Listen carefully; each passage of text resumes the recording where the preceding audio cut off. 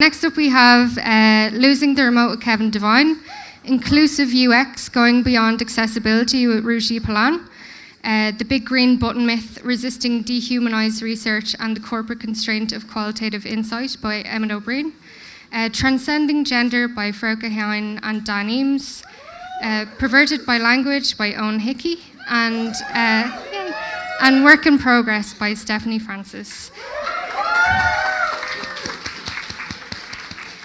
So don't forget that we still have a competition that you can enter for the best tweet of the night. So make sure to keep using the hashtag Defuse Dublin to enter that. We'll be judging that pretty soon. Okay, so let's go. Yay. So I'd like to welcome to the stage Kevin Devine with his talk, Losing the Remote. Kevin is a senior product designer based in Tara, County Meath. And sorry, if I could just get your attention, please. Thank you. Over the past 14 years, he has worked with some of Ireland's leading international companies. He now works at Nearform with remote colleagues throughout the world, delivering world-class products for global clients. So give a big round of applause to Kevin.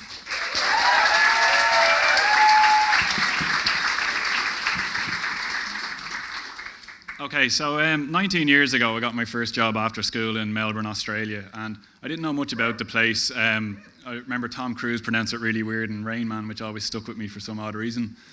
Calls home, they were scheduled well in advance at the time, and I'd ring late on a Saturday night, and I'd speak to 5 or 6 family members, and they'd be gathered around the phone back in Dublin, and they were expensive, they'd cost $10, $15, and video wasn't an option for me, at least at the time, and it was isolating, but just how things were back then. And after a year, I was heading home for a break, and I went for one last night out, as you do, before my flight the next morning. And this weird thing started happening in the nightclub, and people were gathering around their Nokia phones. And the night was September 11, and word started spreading that New York was under attack. And there was this funny period straight after, probably alcohol influence, but people thought a world war was breaking out. And I remember taxi men and friends were telling me, don't travel the next day. I was traveling in a few hours, and they said Australia's going to be the safest place to be, and Europe could be next. And I've never felt as remote as I did in those hours. And I did travel the next day, and there was a lot of delays, heavy security, and it was 24 hours up in the air, and you're not knowing what's happening below, and you're trying to snatch news bulletins on stopovers, and there was no Twitter updates. And I'm happy to have never felt as remote as I did at that time. And now I live an hour down the road in Meath, not Scotland.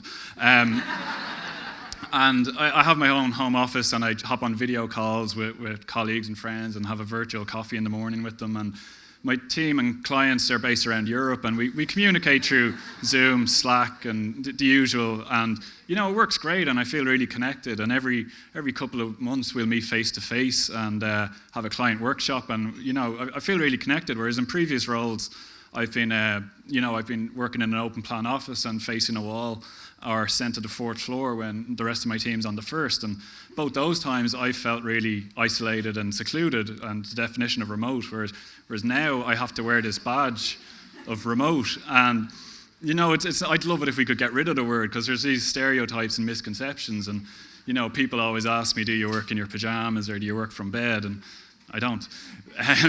But so in Ireland at the moment, we've got our city, our towns and cities, and we've remote workers and freelancers spread around the island, and that's just going to, in the next 10 years, it's going to grow more and more. And as technology improves, it's going to just mesh more and more.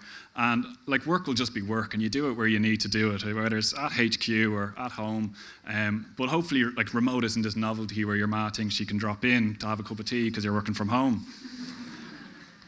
But there are times that I do feel remote, and it's actually the bits outside of the 9 to 5. It's the social events, it's the team lunches and dinners and the going away dues for colleagues, and it's nights like this, like Defuse. And I feel a bit removed from that now that I live outside the city. And I grew up in Dublin and lived in Dublin, and it was easy to stroll down to Barrow Street or cycle to the Digital Hub. And I attended lots of events and got to meet some great people through those events. Whereas now, a night like tonight, it takes a lot more planning and thinking ahead, and there's multiple events every week, and an ever-growing community, which is brilliant. But I'm finding it hard to keep pace of it all, let alone get involved. And I'm worried that in 10 years, if this trend continues, that remote workers like myself are just going to feel further removed. And I don't feel like a remote worker, but I kind of feel like a remote design community member. And, I think if we don't act on that now, that distance is going to grow more and more.